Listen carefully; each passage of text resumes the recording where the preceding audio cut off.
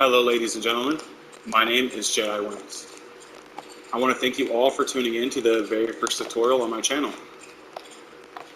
Today I will be teaching you the Korean backdash or the backdash cancel.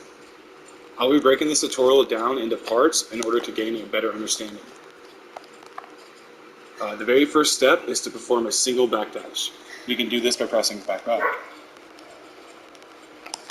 The next step is to cancel that backdash with a down back input, like so. If you pay attention to the input history when I release down back, or in other words, go into neutral, you can see an extra back input. I am not pressing this back input. The game registers a back input after you release down back. This extra back input is actually why backdashing is possible. To initiate the backdash, you will do a normal backdash and then do down back. And instead of having to press back again, all you will have to do is press one back in.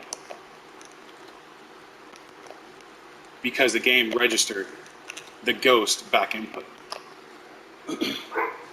There is no time restriction to this. You can stay in crouch as long as you want, but when you release down back, you only have to press back one time to get a complete backdash. In order to string these together, you would just go back into down back and release down back and press back one more time. So the input ends up looking like back, down back, release, back. But down back, release, back. Down back, release, back. To practice this, you can try doing a backdash into crouch, down back, and hold it for as long as you want, but when you go into neutral or release down back, try pressing a back input. Your character should do a backdash, and you can kind of get a feeling of the timing as well.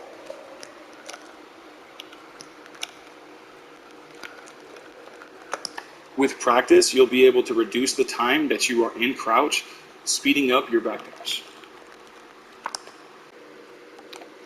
In order to gain muscle memory, I would go into practice mode, maybe put on a movie and do it in the background, and just kind of get a feeling of the timing and consistency of the inputs. It's very important to practice the skill on both sides. You don't want to be weak to one side and your opponent find that information out. So make sure that you practice your backdashes on your right side and your left side. Once you feel comfortable with this backdash input with the standard cast, I suggest doing the same training method but with a sway character. This is because if a sway character does an incorrect input, you're going to get a sway instead of a backdash.